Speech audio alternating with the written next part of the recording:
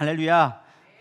되게 덥죠 요즘에. 며칠이 되게 열대야가 극성이라고 얘기하더라고요. 저도 며칠 동안 계속 에어컨을 키지 않으면 못 잘 것 같은 그런 온도가 많더라고요. 저희 집이 항상 이렇게 보일러의 온도가 뜨는데 29도, 30도를 왔다 갔다 해요. 그래서 왔다 갔다 하는데 에어컨 틀면 27도, 26도 이렇게 왔다 갔다 하고 조금 안 키면 29도, 30도 하니까 거의 잠을 못 자겠더라고요. 그래서 켜놓고 또 선풍기 켜자면 아침 일어나면 목이 아프고 또 끄고 자자니 더워서 못 자겠고 요즘에 밤마다 얼마나 긴지 모르겠습니다. 그래도 건강 관리 잘 하시고 잘 이겨내기를 소망합니다. 우리 오늘 같이 은혜 나눌 말씀은 요한복음 15장 16장 18절에서 제가 왜 잘못 뽑았네요. 16절에서 24절까지 같이 봉독하도록 하겠습니다. 요한복음 16장 16절에서 제가 잘못 적었네요. 16절에서 24절까지 말씀입니다. 제가 잘못 적은 것 같아요. 우리 한번 같이 한 목소리로 읽도록 하겠습니다. 이 말씀은 살아계신 하나님의 말씀입니다. 조금 있으면 너희가 나를 보지 못하겠고 또 조금 있으면 나를 보리라 하시니 제자 중에 서로 말하되 우리에게 말씀하신 바 조금 있으면 나를 보지 못하겠고 또 조금 있으면 나를 보리라 하시며 또 내가 아버지께로 감이라 하신 것이 무슨 말씀이냐 하고 또 말하되 조금 있으면이라 하신 말씀이 무슨 말씀이냐 무엇을 말씀하시는지 알지 못하노라 하거늘 예수께서 그 목과자함을 아시고 이르시되 내 말이 조금 있으면 나를 보지 못하겠고 또 조금 있으면 나를 보리라 하므로 서로 문의하느냐 내가 진실로 진실로 너희에게 이르노니 너희는 곡하고 애곡하겠으나 세상은 기뻐하리라 너희는 근심하겠으나 너희 근심이 도리어 기쁨이 되리라 여자가 해산하게 되면 그때가 이르렀으므로 근심하나 아기를 낳으면 세상에 사람 난 기쁨으로 말미암아 그 고통을 다시 기억하지 아니하느니라 지금은 너희가 근심하나 내가 다시 너희를 보내리니 너희를 마음에 기쁠 것이요 너희의 기쁨을 빼앗을 자가 없으리라 그날에는 너희가 아무것도 내게 묻지 아니하리라 내가 진실로 진실로 너희에게 이르노니 너희가 무엇이든지 아버지께 구하는 것을 내 이름으로 주시리라 지금까지는 너희가 내 이름으로 아무것도 구하지 아니하였으나 구하라 그리하면 받으리니 너희의 기쁨이 충만하리라 아멘. 오늘은 요한복음 16장 이제 중반부의 말씀인데요. 예수님이 마가의 다락방 우리 13장 이후부터 마가의 다락방에서 제자들에게 고별 설교하시는 부분에 이제 마지막에 거의 해당되는 부분입니다. 지난주에는 이렇게 말씀하셨죠. 너희들이 나의 제자로 살아갈 때 핍박을 당할 것이다. 극심한 핍박을 당하지만 두려워하지 말고 낭망하지 말아라. 반드시 좋은 날이 올 거다라고 말씀해 주셨습니다. 사실 우리도 마찬가지인 것 같습니다. 세상이 아무리 어렵고 힘들어도 하나님 나라는 망하지 않는다라는 것만 깨닫게 되어지면 우리는 이 어려운 세상도 이겨내리라 믿습니다. 근데 우리가 하나님 나라의 관점을 갖고 살아가는 것이 아니라 이 땅의 것만 바라본다면 우리는 세상에 오는 두려움과 우리가 세상의 환난으로 인하여져서 염려하지 않을 수 없게 되어집니다. 하나님은 반드시 그의 백성을 지켜주시고 보호하십니다. 여러분들 하나님의 백성인 걸 잊지 않기를 축복합니다. 그래서 오늘 본문은 예수님이 제자들을 끝까지 포기하지 않고 예수님이 이루실 일들에 대하여져서 교훈하고 가르치는 부분에 대해서 이야기합니다. 한마디로 정리하면 깨달아라. 그러면 은혜가 될 것이다. 근데 깨닫지 못하면 잘 이겨내라 라고 하면서 부탁하신 말씀이시죠. 아무리 우리가 성경적인 지식이 있고 성공을 이루고 관계가 좋아도 깨닫지 못하면, 특별히 하나님의 말씀을 깨닫지 못하면 우리의 신앙생활은 무의미하게 되어질 때가 많습니다. 그래서 신앙생활을 한마디로 말한다 한다면 깨달음이다. 우리가 얼마큼 깨닫는 거에 따라서 우리의 신앙생활이 전혀 달라집니다. 똑같이 신앙생활을 해도 누구는 말씀을 깨달아져서 복받는 삶을 살아가고 그렇지 않은 사람은 10년, 20년 신앙생활을 해도 맨날 그나물의 그 밥처럼 변하지 않는 똑같은 삶을 살아갈 수밖에 없는 것입니다. 그래서 우리가 신앙의 연수를 자랑할 것이 아니라 깨달음을 우리가 간구해야 되리라 믿습니다. 그렇다면 우리는 어떻게 하나님의 말씀을 깨달을 수 있을까? 오늘 본문 말씀을 통해서 같이 은혜를 나눠보고자 합니다. 첫 번째는 약속의 말씀을 믿을 때 우리가 깨닫게 되어진다라는 것입니다. 우리가 성경은 역사를 배경으로 합니다. 그러나 역사책이 아니죠. 또한 인생의 답을 주지만 인생의 지혜서도 아닙니다. 성경의 목적은 하나님의 경륜, 하나님의 비밀을 하나님이 하시고자 하는 것들을 우리로 하여금 알게 하기 위해서 주신 책이 바로 성경책입니다. 오늘 본문에서 예수님은 하시고자 하시는 것들을 제자들에게 분명히 드러냅니다. 16절에 보면 조금 있으면 너희가 나를 보지 못하겠고 또 조금 있으면 나를 보리라 하시니, 여러분 이 말씀이 이해가 되시죠? 뭐 끄떡끄떡 하시는 분들은 이해가 아니고 이거 도대체 뭔 말하나 하시는 분들은 제자들과 크게 다를 바 없다라고 생각할 수가 있습니다. 사실 우리가 이 말씀을 너무 잘 알고 있습니다. 어느 정도 신앙생활하고 기본적으로 우리가 설교를 들었다 한다면 이 말씀이 무슨 말씀인지 알아요. 곧 너희가 나를 보지 못하겠고 조금 있으면 보리라 하신 말씀이 곧 십자가에서 죽으실 것이기 때문에 너희는 나를 보지 못할 거고 또 조금 있으면 내가 부활할 것이니까 너희들이 볼 것이다 라는 말씀을 예수님이 가르쳐 주신 것이죠. 우린 너무나 쉽게 이해할 수 있는 말이지만 당시 제자들은 이 말씀을 이해하지 못했습니다. 왜 그러느냐? 문맥상만, 그러니까 문장에 있는 그 문자적인 의미로만 보니까 어려운 거예요. 말로 보면 그렇잖아요. 야, 내가 곧 없어질 건데 좀 있으면 또 볼 거야. 이게 말장난하는 것도 아니고 사실 애매한 것들이 많이 있는 것이죠. 그 뒤에 17절 말씀을 또 이어서 보면 제자 중에 서로 말하되 우리에게 말씀하신 바 조금 있으면 나를 보지 못하겠고 또 조금 있으면 나를 보리라 하시며 또 내가 아버지께로 가미라 하신 것이 무슨 말씀이냐고 또 말하되 조금 있으면 면이라 하신 말씀이 무슨 말씀이냐 무엇을 말씀하시는지 알지 못하노라 하거늘. 아마 제자들이 이해는 했어도 조금 더 너무 깊이 생각한 것 같아요. 도대체 조금이라는 것이 얼마큼 조금이냐, 이것까지 헷갈린다. 도대체 예수님의 의중이 무엇이냐라고 이야기하는 것이죠. 사실 우리가 성경을 읽지만 말씀을 볼 때도 마찬가지인 것 같습니다. 여러분들이 말씀을 쭉 보지만 다 이해가 되시고 다 깨닫게 되시나요? 그렇지가 않다는 거죠. 읽어도 분명히 내가 성경을 읽었는데 분명히 한글인데 분명히 내가 이해를 했는데 못 알아듣겠다는 거예요. 그 말을 몰라서가 아니에요. 문맥을 몰라서가 아니에요. 뭐 처음에야 제가 항상 단계별로 있다고 하지만 처음에 우리가 성경에 대해 전혀 문외하니까 뭐 지명도 모르고 인물도 모르고 그 사건의 배경도 모르니까 이 말씀을 읽으면 어렵다라는 생각이 들 수가 있어요. 근데 그거는 우리가 조금만 노력하면 금방 알 수가 있어요. 특히 요즘같이 AI 시대에는 그냥 성경 구절만 주고 물어보면 다 나와. 이 말씀의 배경과 이 말씀이 주는 영적인 교훈을 알려줘라고 하면은 다 알려줘요. 배경은 어쩌고 이런 배경에서 이렇게 했고 이런 얘기했습니다라고 다 알려줘요. 그러니까 그거는 어려운 부분이 아니야. 근데 거기까지가 우리가 이해했다고 해서 깨달았느냐? 깨달은 게 아니야. 그 말씀이 내 삶 가운데 적용되기가 상당히 힘든 거예요.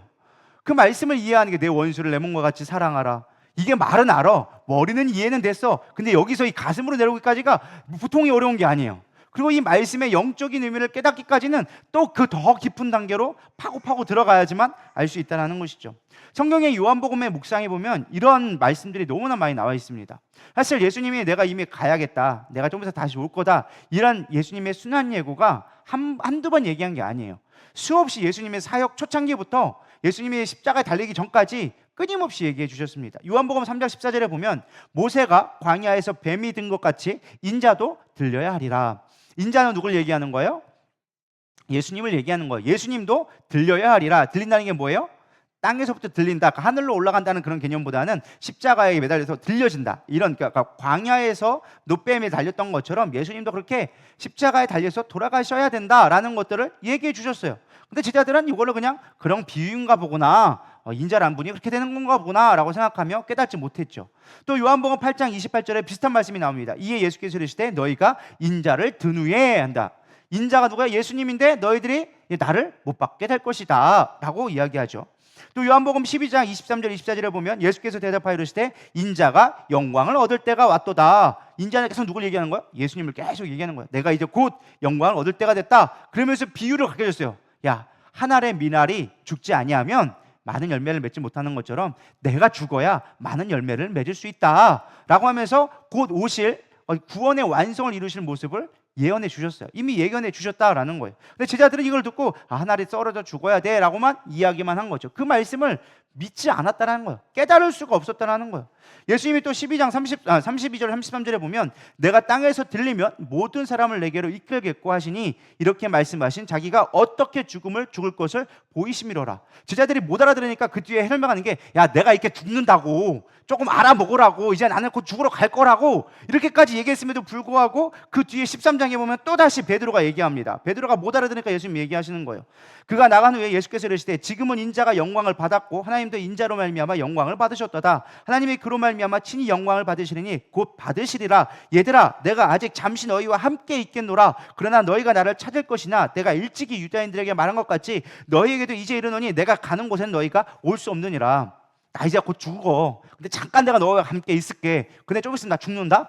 이게 대놓고 얘기하시는데도 불구하고 제자들은 못 알아먹어요. 오늘 15장까지 16장까지 와서 또 제자들은 못 알아먹는 거야. 내가 이제 곧 간다. 근데 이제 내가 곧 다시 너에게 올 거야. 끊임없이 얘기해도 제자들은 못 알아듣는 것이죠. 우리는 이 성경을 보면서 이렇게 생각할 것입니다. 제자들은 돌머리였나? 그렇게 많이 얘기했는데도 왜 못 알아듣지? 왜 똑같은 얘기를 반복적으로 그렇게 했는데도 불구하고 왜 못 알아먹을까? 라고 우리가 생각할 수가 있어요. 근데 사실은 이 모습이 바로 우리의 모습이라는 거예요. 수없이 설교하고 수없이 하나님의 말씀을 받는다고 한다면 그렇게 설교했음에도 불구하고 당할 때까지 몰라. 항상 얘기해요. 그렇게 하지 마세요. 그건 하나님 기뻐하지 않아요 라고 얘기해도 그때는 아멘 해요. 그때는 아멘 하고 맞습니다 그래요 하고 듣고 아멘 아멘 해놓고 삶에서는 똑같은 실수를 우리는 계속 반복하고 있는 거예요. 왜요? 마음에 깨달아지지 않으니까.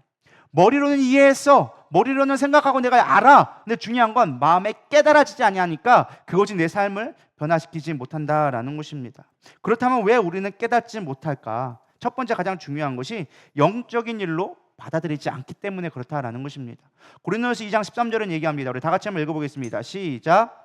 우리가 이것을 말하거니와 사람의 지혜가 가르친 말로 아니하고 오직 성령께서 가르치신 것으로 하니 영적인 일은 영적으로 분별하느니라.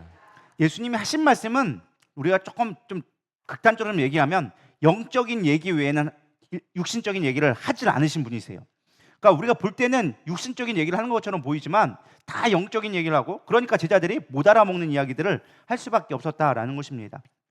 성령님이 가르쳐주지 아니고서는 영적인 일을 우리가 분별할 수가 없다라고 얘기하는 거예요. 그러니까 똑같이 성경 말씀 설교를 해도 영적으로 받아들이는 사람들은 아멘 하면 깨닫지만 그걸 육으로만 그냥 생각하고 목사님 설교하시는가 보다 하시는 분들은 그냥 그런가 보다 하고 지나가는 거예요. 삶이 완전히 다르게 될 수밖에 없다라는 것입니다. 그러기 위해서 우리가 무엇을 간구해야 되느냐? 성령님을 간구해야 한다라는 것입니다. 성령님을 간구할 때 성령님의 조명하심으로 말미암아 하나님의 뜻이 깨달았고 그것이 나의 삶 가운데 어떠한 의미가 있는지를 개개인에게 맞게끔 우리가 깨닫게 되어진다라는 것입니다. 우리가 아무리 성경을 수십 번 수백 번 읽어도 성령의 조명하심이 없다면 성경 말씀을 깨달을 수가 없어요. 성경에 지식이 없다라는 말은 아니에요. 성경에 대해서 역사는 이렇습니다. 이때는 이 배경은 이렇습니다. 이 문장은 어떤 것을 의미합니다. 단어는 무엇을 의미합니다. 알 수는 있어요. 근데 중요한 건 그것이 내 삶 가운데 깨달아지지 않는다라는 거예요. 깨달아지지 않는다라는 거예요.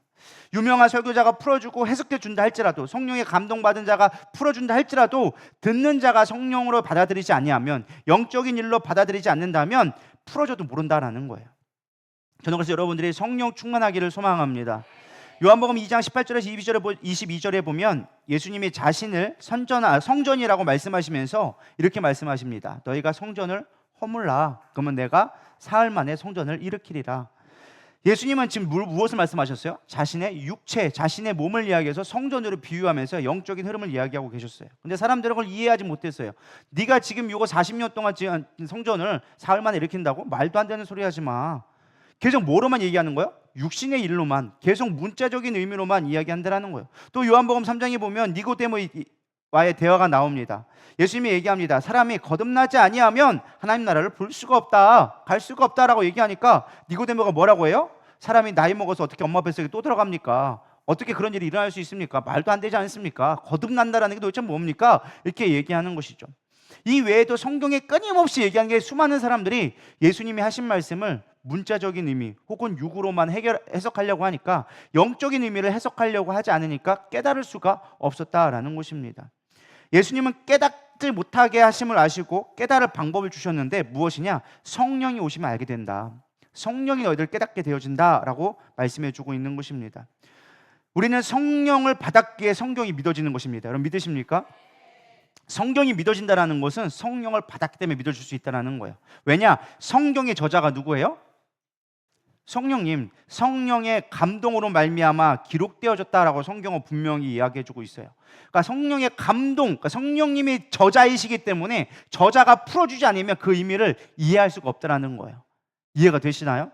문자적으로 우리가 이해된다고 해서 이해되는 것이 아니라 그 뜻을 이해하기 위해서는 저자가 그거의 뜻을 분명하게 보여줘야, 알려줘야 깨닫게 되어진다는 거예요. 그래서 성경에서는 성령님을 뭐라고 얘기하고 있어요? 보혜사라고 얘기하고 있어요. 보혜사는 무엇이냐? 돕는 자라는 뜻이에요. 그래서 영적으로 깨닫게 하기 위해서 돕는 자, 깨닫게 하시는 분이라고 말씀해주고 있다는 것입니다. 그래서 우리는 무엇보다 성령의 도우심을 구해야 되는 거예요. 그럴 때 우리가 성경 말씀이 깨달아지고 믿어지기 시작하는 거예요. 믿어지지 않는다면 그 말씀은 내 안에서 역사되지가 않습니다. 요한복음 16장 13절은 얘기합니다. 그러나 진리의 성령이 오시면 그가 너희를 모든 진리 가운데로 인도하시리니 그가 스스로 말하지 않고 오직 들은 것을 말하며 장래일을 너희에게 알리시리라. 아멘. 뭐 한다고 하셨어요? 너희를 진리 가운데로 인도하게 된다. 진리는 뭐예요? 예수를 알게 한다는 거예요. 할렐루야. 내가 예수님 모르지 않는데요. 예수님 몇 년 전에 태어났고 어떻게 돌아졌고 무슨 삶을 사셨고 다 아는데요. 그게 중요한 게 아니라는 거예요. 그분이 무엇을 위해 그 일을 하셨는지, 그것이 영적인 의미가 무엇인지, 그래서 나에게는 어떠한 의미가 있는지를 우리가 깨닫게 되기까지는 반드시 뭐가 필요하다? 성령님의 인도하심이 필요하다라는 거예요. 그래서 우리가 영적으로 말씀을 많이 보고 기도하면서 성경 말씀이 깨달아지면 이 성경이 놀랍게 연결되어지는 것들을 경험하게 되어집니다. 혹시 그런 거 경험해 보신 적 있으신가요? 성경이 막 연결되어진다라는 느낌.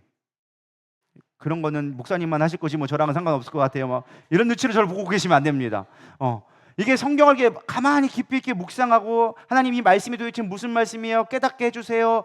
알게 해주세요라고 기도하면 하나님이 그것들을 이렇게 열어주기 시작할 때가 있어요. 그러면 이 말씀이 막 떠오르기 시작하고 이 말씀의 의미가 예전에는 내가 알고 있던 의미가 아니라 새롭게 그 안에서 영적인 의미가 보여지기 시작하는 거예요. 그러면서 그것들이 내 안에서 막 움직이기 시작해. 성경이 여기서 움직이고 저기서 움직이고 막 그러면서 이게 하나가 쫙 되어져 가면서 내 안에 있는 것들이 뭔가가 싹 정리되고 보여지기 시작하는 거예요. 이런 것들을 경험해 보셔야 되는데 그걸 남의 이야기처럼 듣고 계시면 안 됩니다. 여러분들이 말씀을 들을 때도 그런 역사가 일어나야 되리라 믿습니다. 이 말씀이 이런 말씀이었구나. 목사님이 이런 말씀을 하셨구나. 그것들이 내 안에서 막 살아 역동되어져야 돼요. 그게 살아계신 하나님의 말씀이에요. 하나님의 말씀은 살아있어 혼과 골수와 영을 쪼개기까지 날카롭게 말씀하시는데 그 말씀이 내 안에서 역사되지 않으니까, 성령님이 역사하지 않으니까 목사님 또 오늘 이렇게 재미없는 얘기만 하고 계시냐, 재미있는 얘기 좀 해주시면 안 되나, 졸려 죽겠는데 눈이 감기네 어떡하지, 막 이렇게 하면서 막 혼자만의 싸움 속에 계신 분들이 있어요. 여러분 그러면 안 된다라는 거예요. 예배 시간 가운데 홀로 싸움하고 계시지 말고 성령님과 함께 움직이기를 소망합니다. 성령님은 저기 가 계신데 난 여기서 혼자 있어가지고 어디 가시나 하고 계시고 있으면은 딴 데 가고 있으면 안 된다라는 거예요. 눈을 부릅뜨시고 하나님이 주시는 말씀을 깨닫기를 사모하기를 소망합니다. 제 설교가 쉬운 설교는 아니에요. 쉬운 설교는 아니에요. 근데 깨달으면 엄청난 은혜가 있는 설교예요. 믿으십니까? 그래서 제 설교는 사실 한 번 들어서 이해하기까지 쉽지는 않아요. 일단은 말도 빠르기 때문에 남들보다 한 2배 이상 많다고 생각하시면 돼요. 제가 한 7장 한다, 남들이 14장 하는 거랑 비슷해요. 제가 한 10장 한다, 한 20장짜리 본다고 생각하면 거의 비슷한 정도 되는 거예요. 그렇기 때문에 여러분들이 이 내용을 소화하기 위해서는 반복해서 들으셔야 돼요. 이게 어떠한 의미를 가지고 이렇게 말씀하셨을까 알게 되어지면 뒤늦게 깨닫게 되어질 때가 있어요. 지나갈 때는 몰라. 왜 빠르지, 거기다가 뭐 내용도 많지 하니까 여러분들이 쑥 지나가고 따라오기도 바쁠 거야. 그러니까 이 의미를 몰라. 근데 그걸 되새기면서 하나씩 살펴보면 이래서 이 말씀을 하셨구나, 이래서 이걸 하셨구나, 이건 이런 의미였구나 깨닫는 은혜가 있어지리라 믿습니다. 근데 제가 보니까 조회수를 보니까 많이 안 보시더라고요. 제가 조회수 다 점검하고 있어요. 안 보는 것 같아도 뒤끝 있습니다 저도. 할렐루야. 어쨌든 우리가 말씀을 그렇게 깨닫고 성령님이 하시는 것들을 깨달으려고 할 때 하나님이 은혜를 주시기 시작한다라는 것입니다. 예수님 우리가 깨닫지 못하니까 성령을 주셨고 그 성령 가운데 모든 것을 인도해 주기 위해서 끊임없이 우리에게 말씀해 주고 계십니다. 두 번째로 우리가 어떻게 하면 말씀을 깨달을 수 있느냐, 어떻게 할 수 있느냐, 믿으려 할 때 깨달아지는 거예요. 문제는 우리가 믿으려 하지 않기 때문에 깨닫지 못하는 거예요. 이 말씀의 의미를 잘 깨달아야 돼요. 나는 믿는데 뭘 안 믿어, 내가 뭘 안 믿으려고 하지, 그게 아니라는 거예요. 오늘 요한복음 14장 1절에서 3절에 보면 너희는 마음에 근심하지 말라. 하나님을 믿으니 또 나를 믿으라. 내 아버지의 집에 거할 곳이 많도다. 그렇지 않으면 너희에게 일렀으리라. 내가 너희를 위하여 거처를 예비하러 가노니 가서 너희를 위하여 거처를 예비하면 내가 다시 와서 너희를 내게로 영접하여 나 있는 곳에 너희도 있게 하리라. 이것도 말씀이에요. 예수님이 내가 곧 죽게 될 것이다, 내가 곧 떠날 것이다 하니까 어디 가십니까? 도대체 어디로 가는지 우리한테 알려줘야 우리가 따라갈 거 아닙니까? 내가 가는 걸 너 따라오지 못할 거야. 그러면서 설명해 주신 것이 바로 14장인데 너는 마음에 근심하지도 말고 하나님을 믿으니 또 나를 믿어라 라고 얘기해 주고 있어요. 쉽게 말하면 뭐야? 지금 이 제자들에게 문제는 예수님이 어디를 멀리 가신다고 하는데 너희들이 못 따라온다니까 예수님과 함께하지 못하는 거에 대한 두려움이 있었어요. 근데 예수님이 나랑 함께하지 않지? 하나님 나 두려워요, 무서워요. 내가 당신을 따라가려고 내 모든 걸 포기했는데 당신이 떠나버리면 내가 당신 쫓아다니는 의미가 없잖아요. 그런 의미를 얘기하고 있는 거예요. 그래서 예수님이 뭐라고 얘기하느냐? 너희들이 두려워하는 이유는 내가 없음 때문이 아니요, 내 말을 믿지 못하기 때문에 두려운 거다. 이해가 되시나요? 내 말을 믿으려 하지 않기 때문에 지금 앞에 있는 것만, 나의 모습만을 보려고 그러지 내 말을 믿는다면 너는 두려워할 필요가 없어. 이해가 되시나요? 여러분이 믿음 있기를 소망합니다. 우리의 삶도 마찬가지예요. 예수님의 부재가 아니라 하나님의 약속의 말씀에 확신이 없기 때문에 우리는 두려운 것입니다. 우리가 가끔 할 때 보면 하나님이 안 계신 것처럼 느껴질 때가 있어요. 막 보여지는 현상 앞에 두려워지기 시작합니다. 그렇기 때문에 우리는 늘 염려하죠. 걱정하고, 이거 어떡하지? 이거 경제적 문제는 어떡하고, 지금 돈이 이만큼 나가야 되는데 이건 어떡하고, 막 염려, 근심이 쌓여기 시작한다라는 것입니다. 근데 그 말, 염려한다는 자체가 무엇이냐? 내 안에 하나님의 말씀에 대한 믿음이 없다는 거예요. 그 믿음이 있으면 우리는 염려하지 않게 되어진다라는 것입니다. 예수님의 죽음은 이미 예정된 일이었습니다. 이미 몇 차례나 언급하셨고 설명해 주셨습니다. 그러나 하나님의 일보다 사람의 일에 매여 있어서 머리로 들어도 뭐 하느냐? 마음으로 깨달을 생각이 없는 거예요. 수없이 얘기했어요. 아까도 얘기했지만 수없이 얘기했어요. 나는 곧 죽는다. 내가 다시 돌아올 것이다. 나는 부활할 것이다. 끊임없이 얘기했는데 그 듣는 가운데 제자들은 뭐 했느냐? 믿으려 하지 않았어. 내가 그거를 머리로는 알아. 아는데 그거를 내가 믿으려 하지 않아. 깨달으려고 하지 않는다라는 것입니다. 내가 듣고 싶은 것만 듣고 내가 원하는 것만 우리는 믿으려 할 때가 너무 많다라는 것입니다. 하나님에 대한 신뢰가 아니라 내가 원하는 거에 대한 이루어지는 것을 우리는 목적으로 두고 살아간다는 거예요. 그게 우리의 신앙이 될 때가 너무 많다라는 것입니다. 우리의 믿음은요, 나의 근거한, 내 믿음에 근거한 믿음이 돼서는 절대 안 된다는 거예요. 하나님에 대한, 말씀에 대한 근거가 되어질 때 우리는 흔들리지 않게 되어지는 거예요. 왜? 나는 얼마든지 변할 수 있어요. 나는 상황에 따라 변하고 환경에 따라 변하고 내 연약함에 따라서 얼마든지 바뀔 수가 있어요. 근데 말씀은 변하지 않기 때문에 말씀에 근거할 때 우리의 믿음은 흔들리지 않는다는 거예요. 그것이 믿음이에요. 근데 우리는 나를 믿으려고 그러고 환경을 믿으려고 한단 말이에요. 그러다 보니까 늘 흔들릴 수밖에 없는 거예요. 염려할 수밖에 없는 거예요. 출애굽한 이스라엘은요, 홍해를 마주하게 되어집니다. 앞은 홍해로 막혔는데 화가 난 바로 왕이 온 군대를 동원하여서 이스라엘을 추격해 오기 시작합니다. 누가 보더라도 사실 이거는 고양이 앞에 쥐처럼 꼼짝할 수 없는 상황이었어요. 사실 이스라엘을 우리가 상황을 본다면, 어떤 환경만 본다면 이스라엘이 두려워하고 염려하는 것은 당연한 일이었어요. 그죠? 우리도 앞에 생각해 보세요. 홍해 앞에 나갈 수가 없고 뒤에서 나를 죽이겠다가 쫓아온다면 두려워하지 않을 수 없는 것은 당연하다는 거예요.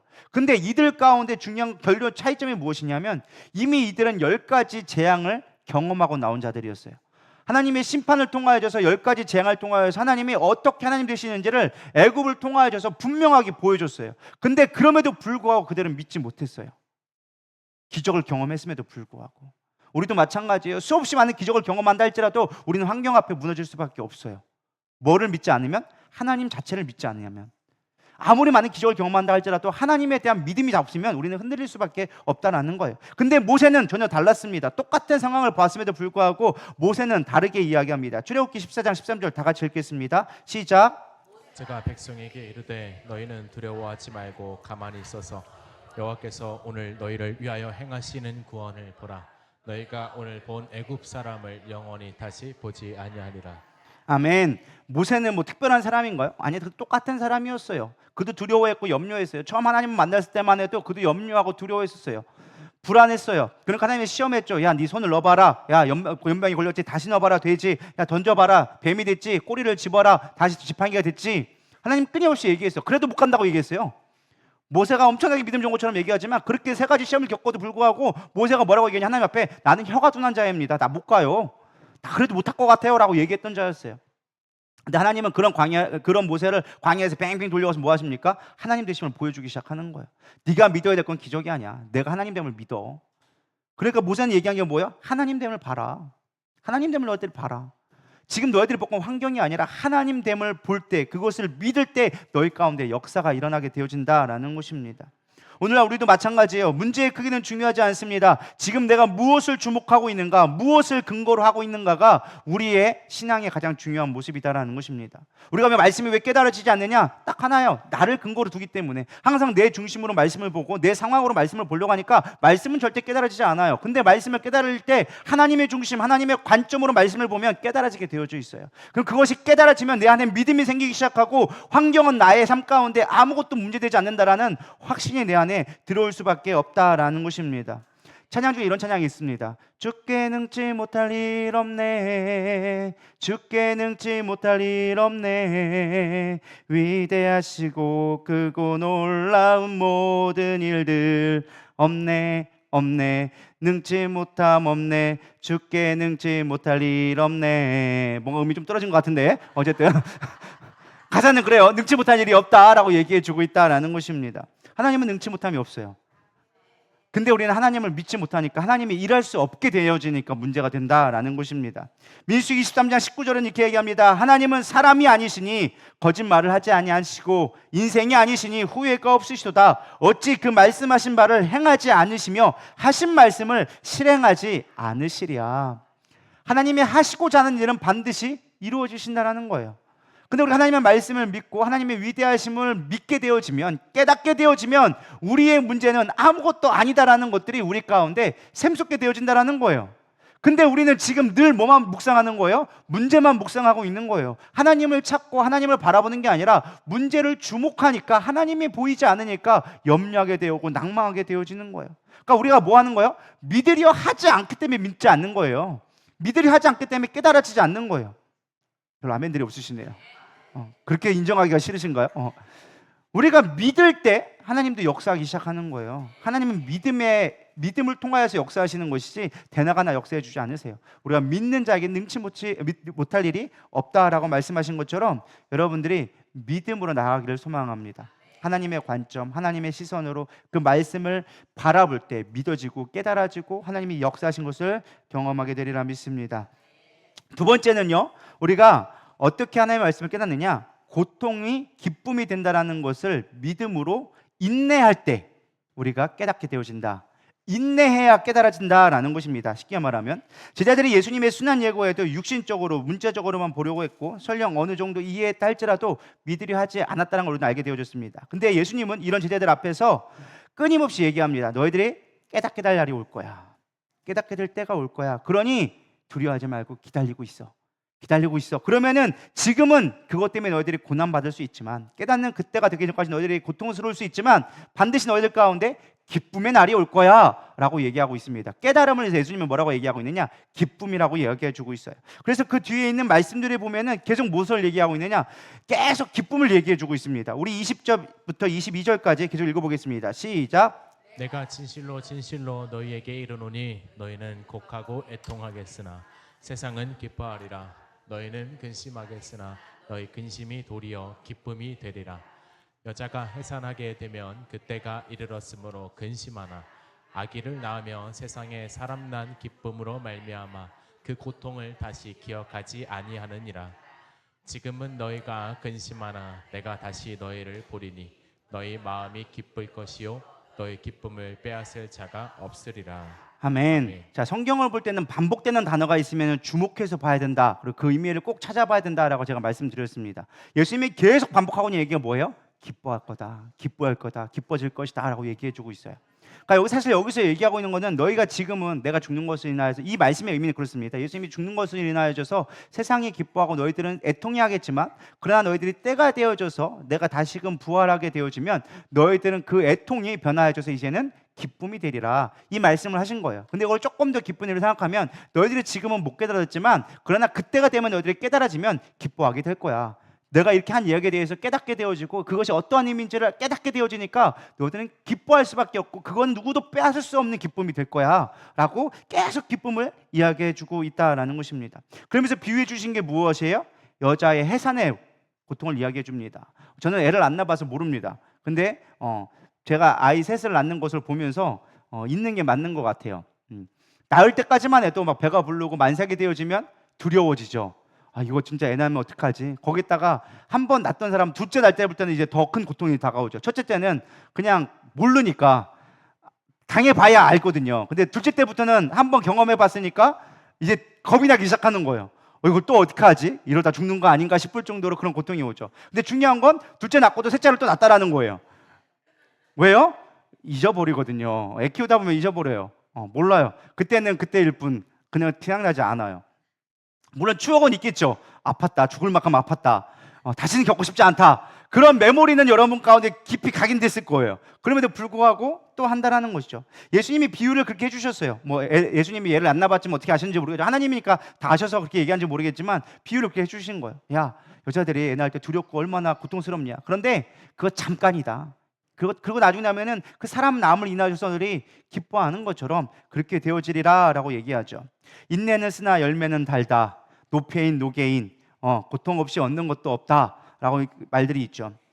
사실 저도 그런 것 같습니다. 사실 요즘 제가 나름대로 열심히 운동을 하고 있습니다. 아침마다 열심히 운동을 하고 있는데요.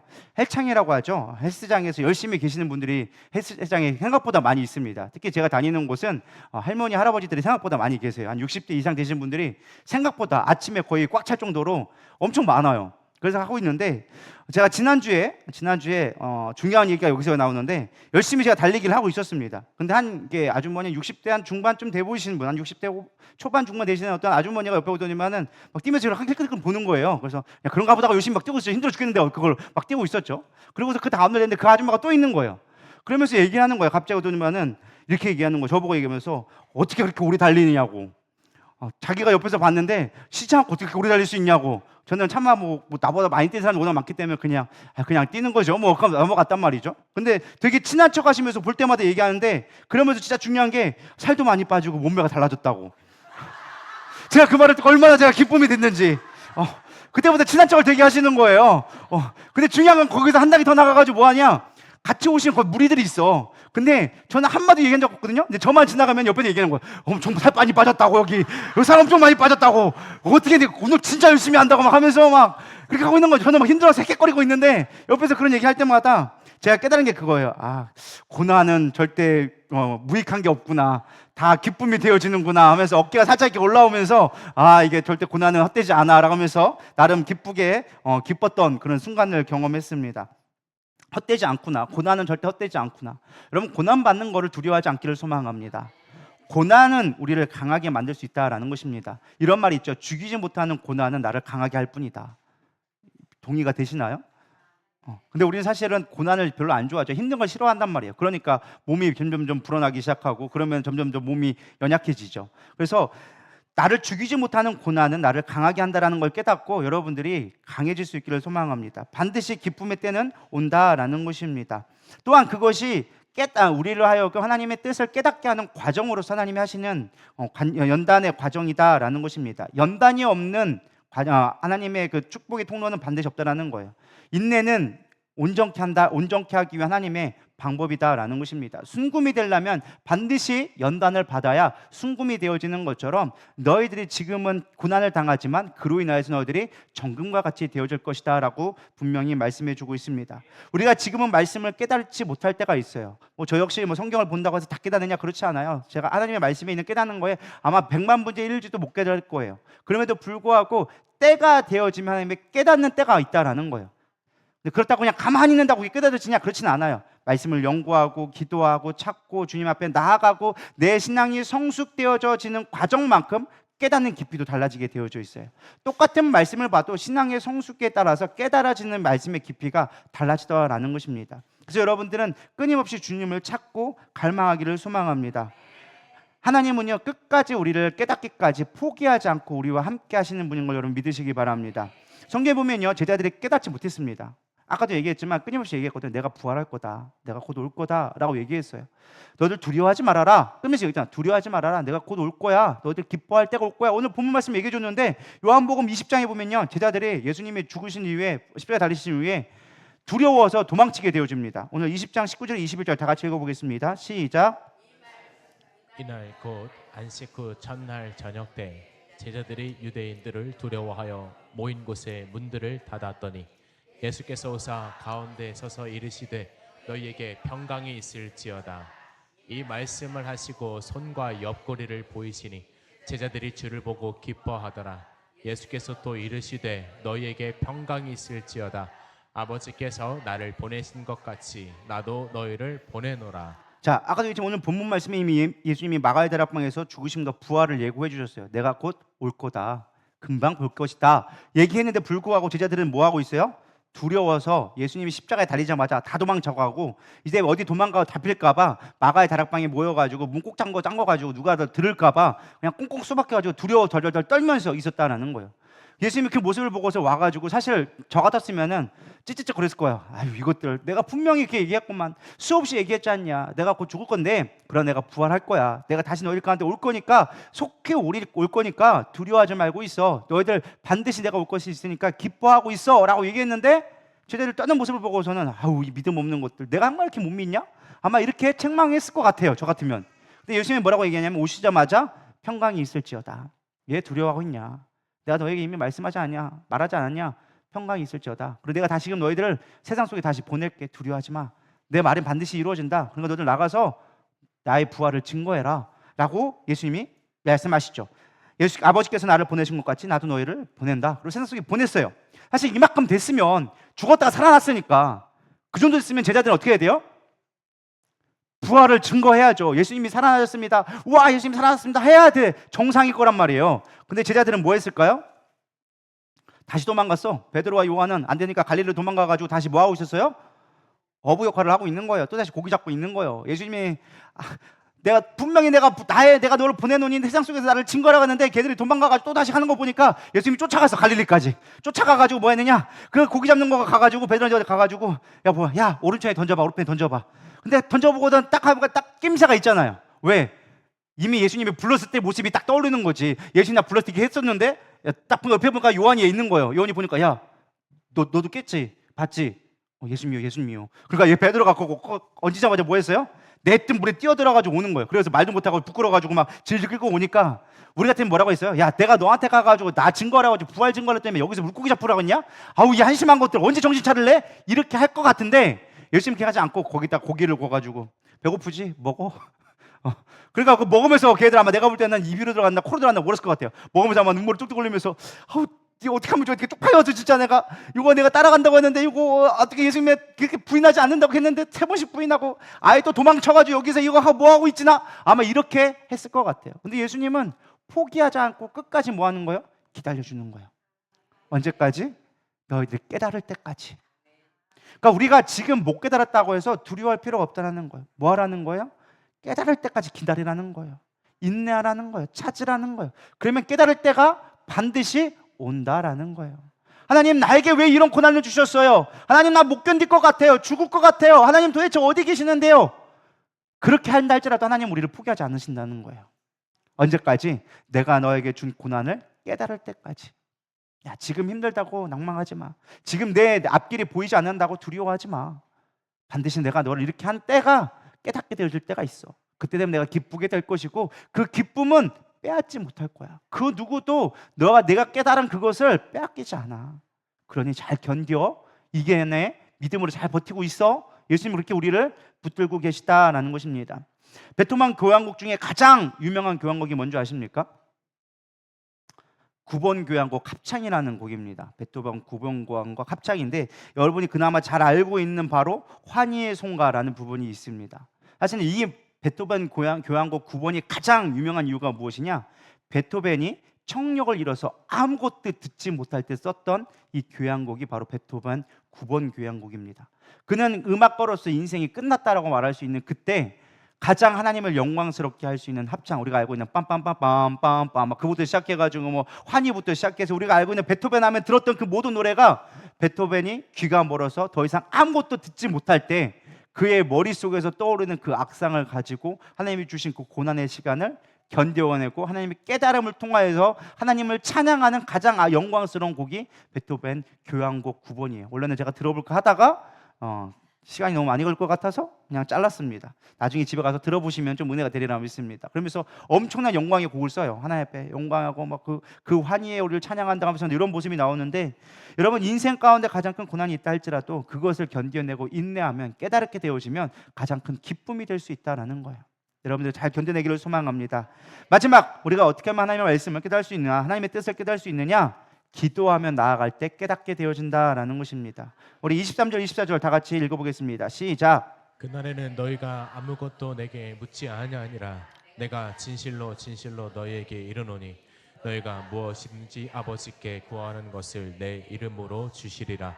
지금까지는 너희가 내 이름으로 아무것도 구하지 아니하였으나 구하라 그리하면 받으리니 너희 기쁨이 충만하리라. 아멘. 그래, 예수님의 말씀을 깨닫는 가장 중요한 것은 바로 기도해야 한다라는 것입니다. 일단 기도할 때 하나님의 뜻을 깨닫게 되어지는 것입니다. 기도하지 않으니까 우리가 말씀을 깨달을 수가 없습니다. 기도는 하나님이 주신 특권입니다. 우리가 기도를 가치없게 여기니까 기도하지 않는 것입니다. 반대로 말하면 아버지께 구하지 않기 때문에 좋은 것을 얻지 못하는 것입니다. 기도한다라는 건 아버지께 구한다라는 거예요. 특별히 아버지께 구할 수 있는 것은요, 기본적인 전제 조건이 필요합니다. 무엇이냐? 관계가 좋아야 돼요. 우리가 부모에게 무엇을 구할 때는요, 관계가 좋으면 구할 수 있어요. 예를 들어서 딸이 있는데, 예를 들어 다혜리하고 저하고 한번 대판 싸웠어요. 그럼 다혜리가 용돈이 필요한데 저한테 용돈 달라고 얘기할 수 있을까요? 눈치 보고 있죠. 빨리 풀어야 되는데 용돈은 필요하고 어떻게 되나 막 그걸 이렇게 하고 있겠죠. 그죠? 근데 관계가 좋으면 뭐 할 수 있을까요? 당당하게 요구하죠. 아빠 나 용돈 주는 날인데 왜 안 줬어? 빨리 입금해. 이게 요구하는 거예요. 이게 관계가 좀 이렇게 될 수 있는 거예요. 그러니까 우리가 기도의 가장 기본적인 존재 조건은 무엇이냐? 아버지와의 관계예요. 하나님과의 관계가 좋을 때 기도가 되어진다는 거예요. 그러니까 우리가 기도하기가 힘들어진다라는 건 뭐예요? 하나님과 별로 안 친해졌다는 뜻이에요. 내가 세상과 더 친해졌다는 뜻이에요. 할렐루야. 그래서 여러분들이 내가 지금 어떤 상황인가를 잘 분별할 수 있어야 되리라 믿습니다. 친해지면 기도가 좋아져요. 근데 멀어지면 기도가 힘들어져요. 그래서 여러분들 뭐 오랜 시간 기도를 하는 거 중요치 않아요. 내가 수시로 때때로 하나님 앞에 계속 구하며 친구처럼 지낼 수 있기를 축원합니다. 그래서 저는 사실 길게 하는 기도도 되게 때로는 필요해요. 우리가 고난 가운데 있거나 환경 가운데 어려운 가운데 있을 때는 장시간 정말 집중해서 기도하는 것도 필요하지만 저는 여러분들에게 좀 추천하고 싶은 것은 화살 기도처럼 그냥 늘 삶 속에서 계속 하나님을 구했으면 좋겠어요. 하나님 이거 아침에 눈 떴어요. 오늘도 아름다운 날을 주셔서 하나님 감사합니다. 오늘 누구를 만났는데 이렇게 만남을 주셔서 감사합니다. 오늘 내가 예배할 수 있으면 감사합니다. 오늘 또 사고 안 나게 하시면 감사합니다. 할렐루야. 여러분 뭐 주실 것만 항상 감사하지 사고 나지 않는 거에 대한 별로 감사를 안 하시더라고요. 오늘도 내가 건강하게 숨 쉴 수 있으면 감사. 할렐루야. 오다가 교통사고 안 당하면 감사. 여러분 그거 감사해 보셨어요? 당연한 거라 생각하잖아요. 당연한 게 아니라니까 우리 찬양 부르잖아요. 당연한 것이 아니라고. 모든 것이 하나님의 은혜였다고. 찬양은 그렇게 잘하면서 당연하게 그렇게 감사하지 않는지는 모르겠습니다. 우리 당연하게 하나님 앞에 감사를 돌릴 수 있기를 소망합니다. 그래서 기도한다라는 것, 하나님 앞에 감사한다라는 것, 하나님과 관계가 좋은 거고 우리가 온전하게 구할 수 있게 되어진다라는 것입니다. 그래서 마태복음 7장 8절에 얘기합니다. 구하는 이마다 받을 것이요 찾는 이는 찾아낼 것이요 두드리는 이에게는 열릴 것이라. 우리 너무 잘 알고 있는 구차뚜 이해하시죠? 구차뚜 처음 들어보신 분이 있는 것 같네요. 구차뚜 구하라 찾으라 두드리라 열릴 것이다. 이게 구하는 구차뚜를 잘 하셔야 돼요. 그래서 여러분들 잘 찾아낼 때 하나님이 주신다라는 것입니다. 기도는 고행이 아닙니다. 가끔 우리 볼 때는 저도 그럴 때도 있지만 3시간 기도를 저희가 화요일마다 하거든요. 완전 왠지 저는 고행을 하는 듯한 느낌이 많이 들어가지고 때로는 힘들 때가 있어요. 주님 나 열심히 한 것 같은데 밥은 1시간도 안 지나갔어. 주님 어떻게 할까요? 또 한참 기도하고 막 거의 저와의 싸움이에요. 저와의 싸움. 그러면 항상 제가 기도하면서 느끼는 게 이 또한 싸움이다, 훈련이다, 기도 하나님 앞에 나아가는 것도 과정이다 라면서 제가 하고 있는데 여러분 기도가 고행되지 않기를 소망합니다. 우리가 하나님과 관계가 좋아야 돼요. 그래서 때로는 우리가 하나님 앞에 기도하라고 하는 이유가 하나님의 기도를 해야지만 알아서가 우리에게 기도하라는 게 아니에요. 마치 자녀에게 용돈을 줄 때 야 뽀뽀 한번 해줘 그러면은 뽀뽀 쪽 하면 용돈 주는 것처럼 내가 너의 부모됨을 깨달으라는 의미에서 기도를 하라는 거예요. 주는 분이 누군지를 깨달으라는 거예요. 내가 너를 도와주는 게 어떠한 존재인지를 깨달으라는 거예요. 그래서 여러분 기도는 축복이에요. 하나님이 축복을 주려고 기도를 하라는 거예요. 믿으십니까? 내가 너와 함께 하려고 기도하라는 거예요. 그러니까 우리는 기도하는 것만큼 좋은 축복이 없다라는 거예요. 꼭 막 40일 작정 기도하고 막 10시간씩 기도하고 그것만이 꼭 기도가 아니라 늘 수시로 하나님께 구하고 찾고 하나님의 말씀을 보면서 또 그 말씀을 구하고 찾을 때 하나님 여러분 마음 가운데 하나님이 깨닫게 하신 은혜를 주게 되리라 믿습니다. 그렇다면 우리가 뭐든지 구하면 되냐? 오늘 본문 말씀에 보면은 너희가 내 이름으로 무엇인지 구하면 아버지께서 내 이름으로 주시리라 하니까 우리는 가끔 이 말씀을 너무나 제가 얘기했지만 문자적인 의미로 그대로 해석하는 분들이 가끔 있어요. 제가 얘기했지만 성경은 문자적 그대로 다 해석하면은 큰 길로 잘못된 길로 가게 되어집니다. 그러면서 이단이 나오기 시작한 거거든요. 성경은 절대 이렇게 문자적인 것만 해석하면 안 돼. 그렇다고 또 너무 영적으로 해석한다고 뭐 귀신 뭐 얘기하고 막 비유와 막 해석 이런 걸로 막 또 넘어가면 안 돼요. 문자를 보되 그 안에 영적인 아버지의 마음을 가지고 봐야 돼요. 무엇이든 구하라고 해서 우리가 세상 것들 다 구하라는 게 아니에요. 항상 하나님은 어떤 관점으로 보신다고요? 영적인 걸 관점으로 보신다. 그러니까 너희들이 구하라는 것은 세상 것들 마음대로 구하라라는 말이 아니라 영적인 것들을 너희들이 구하면 아버지께서 내 이름으로 영적인 것들을 채워주시리라. 사실 속된 말로 결론부터 얘기하면 너희들이 아버지 이름으로 내가 구하면 성령을 다 주시겠다라는 거예요. 별로 아멘들이 없으시네요. 예수님께서 얘기했어요. 너희가 가장 좋은 선물을 줄 건데 그건 뭐냐? 바로 성령이다라고 예수님이 말씀해 주셨어요. 너희들은 구하라고 얘기하셨어요. 그럼 성령을 주실 것이다. 가장 좋은 걸 주실 거야. 너희들이 구한다. 너희들은 이 자동차 구했지만, 예를 들어서 마이크 하나 구했지만, 하나님은 마이크를 주는 것이 아니라 이 마이크를 쓸 수 있는 모든 것들을 너에게 줄게, 이렇게 얘기해 주신다라는 거예요. 이해가 되시죠? 그러니까 아빠한테 예를 들어서 요거 땅 문서에 있는데 땅 문서 가질래? 아니면은 아빠 자식 될래? 이거 똑같은 말이에요. 아직 이해를 못 하셨네요. 제가 너무 급하게 얘기해가지고 369로 얘기해서 못하는데, 어떤 얘기 있어요. 예를 들어서 나래 사모가 있어요. 근데 갑자기 와가지고 어떤 사람이 와가지고 내가 자식이 없어서 이제 내가 내 자식을 삼으려고 하는데 얘기하는 거예요. 여기 땅 문서 하나 가질래? 아니면은 아버지의 자식 될래? 양자 삼을래? 그럼 너 여러분 뭐 되겠어요? 양자 진짜? 땅 문서인데? 천평 막 천평에 막 2만 평 막 대지를 준다고 하는데, 아버지는 5만 평 갖고 있고 땅은 10만 평인데 그럼 너 뭐 가질래? 그럼 우리 10만 평 가질 줄 모르겠죠. 근데 중요한 건 무엇이냐? 아버지가 나의 아버지 되어지면 그 모든 것들을 다 주실 수 있는 분이라는 걸 깨달으라는 거예요. 근데 우리는 항상 아버지 되심을 이해하지 않고 뭘만 의하는 거예요? 이 땅의 것만 구하고 있기 때문에 문제가 된다는 거예요. 그래서 내 이름으로 준다는 건 예수님의 이름, 즉 예수님의 구원의 능력을 주겠다라는 거예요. 그래서 예수님이 우리에게 가르쳐줄 때 끊임없이 이 땅의 것 구하라고 말씀하지 않으셨어요. 마태복음 6장 33절에 보면 그런즉 너희는 먼저 그의 나라와 그의 일을 구하라. 그리하면 이 모든 것을 너희에게 더하시리라. 예수님이 가르쳐주신 기도의 모토가 뭐예요? 하나님의 나라를 구해라. 하나님을 구해라 라고 얘기하고 있는 거예요. 또 우리가 잘 알고 있는 마태복음 6장 9절에서 13절 말씀, 우리가 잘 알고 있는 주기도문 한번 외워볼까요? 시작. 하늘에 계신 우리 아버지여, 이름이 거룩히 여김을 받으시오며 나라의 마옵시며 뜻이 하늘에서 이루어진 것 같이 땅에서도 이루어지이다. 오늘날 우리에게 일용할 양식을 주옵시고 우리가 우리에게 죄 지은 자를 사하여 준 것 같이 우리의 죄를 사하여 주시옵고 우리를 시험에 들게 하지 마옵시고 다만 악에서 구하옵소서. 나라와 권세와 영광이 아버지께 영원히 있사옵나이다. 아멘. 너무나 잘 아는 주기도문이잖아요. 주기도문인데 사실 주기도문의 구조는 크게 두 가지입니다. 먼저 그의 나라를 구해라.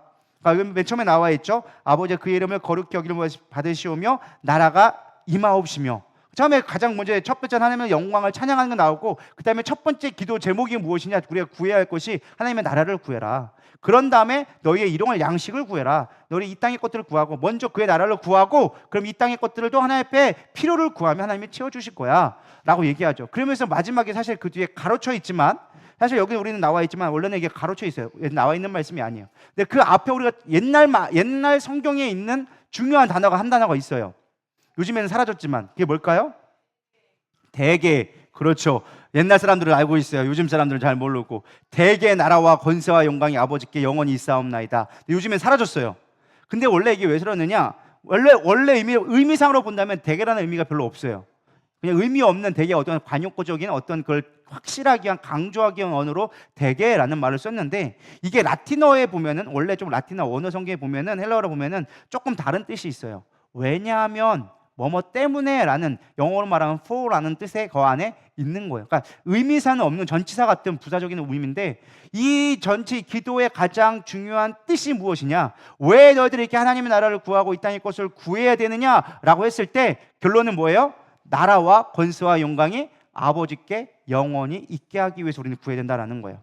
그러니까 하나님께서 이 모든 것을 구하라고 예수님이 가르쳐 줬을 때, 이 모든 것은 무엇이냐? 하나님의 나라를 구할 뿐만 아니라 이 땅의 것도 너희들이 구해야 하지만, 그 모든 것을 구하는 목적이 무엇이냐? 그의 나라와 영광을 위해서, 아버지의 뜻을 위해서 너희들이 구해야 된다라고 얘기해 주고 있는 거예요.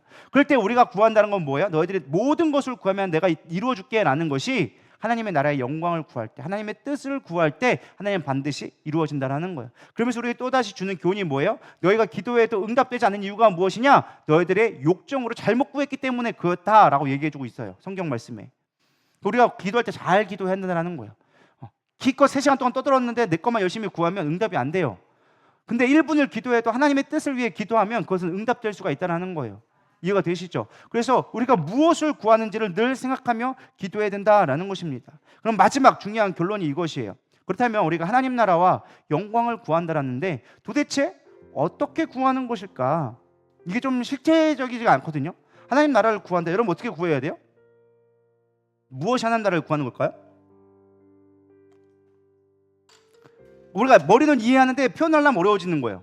도대체 뭐지? 하나님 나라를 구하라고 했는데 먼저 그의 나라와 그의 의를 구하라. 여기까지 좋았어.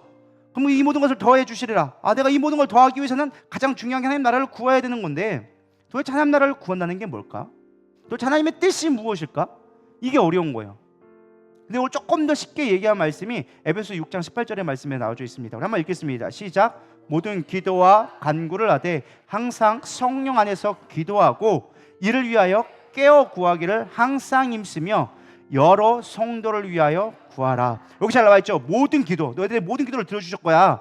그리고 너희들이 간구와 기도를 하는데 항상 기도할 때 성령 안에서 기도하는 걸 중요하다. 왜 성령이 아니고 우리가 깨달을 수 없으니까. 성령이 깨닫게 하셔야 하나님 나라를 구할 수 있어. 근데 그걸 기도하는데 너희들이 항상 힘써야 될 기도가 무엇이냐? 성도를 위해 기도하라는 거예요. 여러분 하나님 나라를 구한다는 건 다른 데 있지 않아요. 저 멀리 우주 너머 어딘가에 있는, 어딘가에 있을지 모를 것 같은 그런 곳을 위해서 우리가 기도하는 것이 아니라 하나님 나라는 지금 이 땅에 이미 임하였다라고 얘기해 주고 있어요. 하나님이 이 땅의 가운데 하나님의 나라를 경험할 수 있도록 하나님 나라가 이루어지는 도구로서 주신 가장 놀라운 기관이 바로 교회예요. 에베소에 뭐라고 얘기하고 있느냐? 교회는 그리스도의 몸이다. 우리가 하나님의 나라는 건 하나님 자체가 바로 하나님 나라예요. 하나님과 함께 되어지는 것, 그것이 하나님의 통치에 임하는 것, 하나님의 주권이 우리 삶 가운데 임하게 될 때 그것이 하나님의 나라예요. 그러니까 우리 하나님의 뜻을 구한다는 것, 하나님의 통치가 이루어지고 하나님의 다스림이 내 삶 가운데 이루어지기 위해서 가장 중요하게 우리가 대상에 기도해야 될 거는 성도를 위해 기도하라는 거예요. 이 성도는 그냥 한 사람 한 사람 얘기하는 것이 아니라 교회됨을 이야기하는 거예요. 공동체, 우리가 하나 되어지고 한 뜻이 되어져서 하나님의 뜻을 갈망하는 공동체가 되도록 기도할 때 하나님 나라가 너희 가운데 임하게 되어져 있어. 온전히 하나님을 믿지 못하고 시험 들고 넘어진 성도를 위해 기도하고 그들이 하나님의 뜻을 깨달아져서 하나님 나라를 이루기 위하여 다시금 교회를 세우고 복음을 증거하며 하나님의 살아계심을 증거하는 삶, 성령님이 역사하고 그 말씀이 내 안에 이루어지는 것들을 증언하는 삶, 그것이 나의 삶이 되어지는 것들을 보여줄 수 있는 삶이 되어도록 성도를 위해 기도하라는 거예요. 그게 하나님 나라를 구하는 거예요. 우리 하나님 나라를 구한다고 해서 너무 추상적이고 이론적으로 생각하는데 그렇지 않아요. 여러분 삶 가운데 하나님의 말씀이 이루어지는 것, 그것이 깨달아져서 내 삶 통해서 역사되어지는 것, 증언되어지고 그래서 믿지 않는 자들로 하여금 나를 보면서 하나님 나라의 계심을, 하나님의 계심을 깨닫게 하는 것. 할렐루야. 그래서 우리는 옆에 있는 사람이 시험 들면 뭐 해야 되는 거예요? 기도해 줘야 돼요. 근데 그냥 기도하는 목적이 그 사람이 그냥 기도하는 게 아니라 나에게 주신 사명인 거예요. 하나님 나라가 이루어지게 하나님 나에게 기회를 주셨구나. 이렇게 바라볼 수 있어야 돼요. 좀 돌려서 얘기하면, 좀 교회에 어려움이 왔어, 내 삶 가운데 환란이 왔어, 이러면 뭘 구하는 거예요? 하나님 나라가 이루어질 때가 지금 되어졌구나. 할렐루야. 내 삶 가운데 하나님이 지금 이루어질 수 있도록 나에게 기회를 주시는 거구나. 내가 기도를 하게 되어지고 이걸 통해서 깨닫게 하신 하나님, 그 하나님의 말씀이 이루어질 것을 내 삶을 통하여서 이루기 원하시는 거구나. 우린 깨달을 수 있어야 된다는 거예요. 근데 우리는 고난이 오면은 왜 나만 겪는 고난이냐고 주여 하면서 그러면서 항상 뭐예요? 교회를 안 나와. 우리가 가장 큰 문제가 무엇이냐? 환란이 오면 왜 교회를 안 나오는지 모르겠어. 환란 날에 나를 찾으라, 나에게 부르짖으라 하는데 환란 날만 오면 우리는 교회를 안 나와. 가장 만만한 게 교회 안 나오는 거야. 누가 교회 나오지 몰라나? 바빠서 못 나가요, 힘들어서 못 나가요, 부부싸움에서 못 나가요, 자식이 속 썩어서 못 나가요, 김집사 이집사 꼴보기 싫어서 못 나가요, 등등등등등 해가지고 우린 뭐 일만 있으면 뭐해? 교회 나가지 않아. 교회를 너무 뭐같이 여기는 거야. 교회가 얼마나 귀한 곳이고 교회가 그리스도의 몸이라고 얘기하면서 그 귀한 몸된 교회를 온전히 세우기 위해 우리는 몸부림치지 않아요. 툭하면 교회에서 나갈 거래. 가장 쉽게 협박하는 말, 목사님 그럼 저 교회 못 나와요. 때릴 수도 없고 진짜 얼마나 그게 하나님, 목사는 그럴 수 있어. 근데 주님은 얼마나 가슴이 아프실까. 주님이 핏값으로 세운 이 교회, 성도를 핏값으로 사서 세운 교회인데 목사님 저 그러면 교회 못 나올 것 같아요. 이래서 못 나갈 것 같아요. 이래서 오늘 예배 빠져요. 주님이 얼마나 고통스러우고 아파하실까. 여러분 생각해 보셨어요? 여러분 손가락, 얘네들이 몸이 멀쩡하게 있는데 손가락 하나 잘렸다 생각해 보세요. 어떨 것 같아요?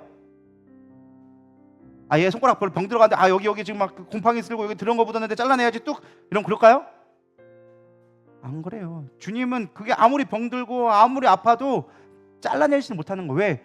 너무 고통스럽기 때문에. 그것도 너무 귀하기 때문에. 없으면 안 되니까. 근데 우리 너무 쉽게 생각해. 이 사람 마음에 안 드니까 교회에서 잘라내면 안 돼요? 내가 이 사람 잘라내면 쳐내면 안 돼요? 이 사람 없으면 내가 신앙생활 잘할 것 같은데? 그렇게 하나씩 다 잘라내면 몸에 뭐가 남아 있겠어요? 우리 그런 사람들 뭐라고 얘기해요? 지체장애라고 얘기하는 거예요. 교회를 지체장애 만들면 안 돼요. 믿으십니까? 우리는 하나님의 몸된 교회를 잘 알아야 돼요. 이 영적인 원리를 깨달아야 돼요. 교회가 얼마나 소중한 건지, 하나님이 얼마나 귀하게 여기시는지, 그리스도의 몸된 교회라고 말만 하지 말고 이 몸으로서 우리가 어떻게 사명을 감당해야 되는지 여러분들 깨닫기를 소망합니다. 끊임없이 비유해 주잖아요. 야, 너희들 손가락 아프면 다 감싸지 않냐? 아픈 사람에게 감싸주고 성도를 위해서 눈물을 흘리고 기도하는 게 그게 교회지. 아프다고 잘라버릴 것만 생각하고 있으면, 너희들 힘들게 한다고 괴롭다고 그걸 없애려고 한다면 그게 교회냐? 그건 하나님 나라가 아니다. 하나님 나라는 그리스도의 몸된 교회가 되어지는 것이 하나님 나라를 보는 거다라고 얘기해 주고 있어요. 여러분들이 그렇게 하나님 나라의 교회를 세워갈 수 있기를 소망합니다. 말씀을 정리합니다. 우리는 말씀을 깨달아야 합니다. 잘 깨달아야 돼요. 못 깨달으니까 이단에 빠지고 헛된 소리 하고 있고 신앙도 자기 멋대로 하고 있는 거예요. 말씀을 깨달아야 돼요. 깨닫는 게 은혜예요. 깨달으려면 우리는 무엇보다 약속의 말씀을 믿어야 돼요. 작정하고 믿어야 돼요. 성령님께 구해야 돼요. 하나님 날 깨닫게 해달라고 도와달라고 기도해야 돼요. 그리고 기다려야 돼요. 때가 있어요. 다 하는 게 아니더라고요. 저도 욕심이 많아가지고 빨리 깨달으려고 하는데 다 때가 있더라고요. 지나고 나면 뒤돌아보면 깨닫게 되어진 것도 너무 많아요. 그래서 기다리셔야 돼요. 인내하셔야 돼요. 지금 힘들다고 포기하지 마세요. 하나님 반드시 깨닫게 하는 때가 있어요. 잘 견뎌내시고 마지막 때까지 하나님이 하실 일들을 기대하며 나가기를 소망합니다. 그리고 그걸 이루기 위해서 기도하며 나가셔야 돼요. 고난이 있다고 힘들어하지 마세요. 기도하면서 하나님이 깨닫게 하실 일들을 잘 견뎌냈으면 좋겠습니다. 지금 여러분 가운데 임한 환난조차도 하나님이 반드시 깨닫게 하실 날이 있으리라 믿습니다. 지금 대한민국이 힘들고 어렵습니다. 이 나라 경제가 너무 어렵습니다. 전 세계가 지금 전쟁 가운데 휩쓸려 있습니다. 그러나 하나님이 계획하신 것이 있을 거예요. 우리는 이해하지 못하고 우리가 어쩌면 천국 가는 그날까지 이해하지 못할지도 모르겠지만, 그러나 하나님이 계획하신 때가 있고 분명하게 뜻이 있기 때문에 우리에게 이런 고난을 주고 세상 가운데 어려움을 주는 것 저는 믿습니다. 그렇기 때문에 우리는 더욱더 기도해야 돼요. 하나님의 뜻을 깨닫기를 소망합니다. 그래서 하나님 나라를 위해 기도하게 하여 주시옵소서. 이 나라와 민족을 위해 기도하고 나라를 위해 기도하고 교회를 위해 기도하고 성도를 위해 기도할 수 있는 나의 모습 될 수 있도록 인도하여 주시옵소서. 우리 기도하는 마음으로 나갔으면 좋겠습니다. 우리 이 시간 찬양하며 나가도록 하겠습니다.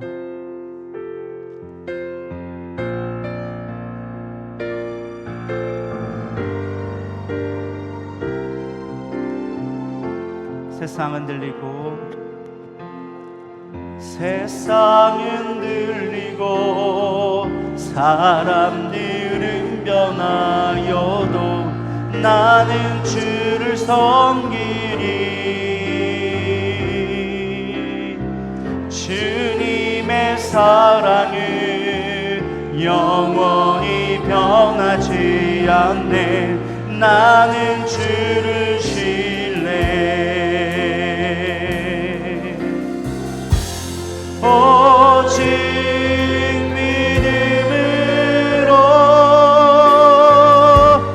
믿음으로 내가 살리라. 오직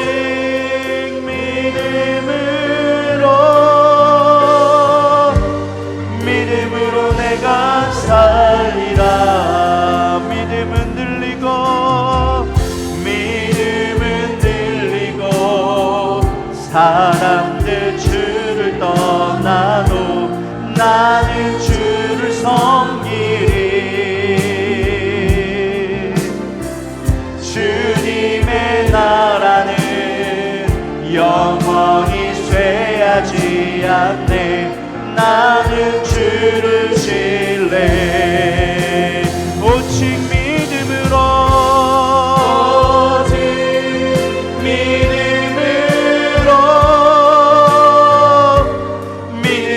내가 살리라. 오직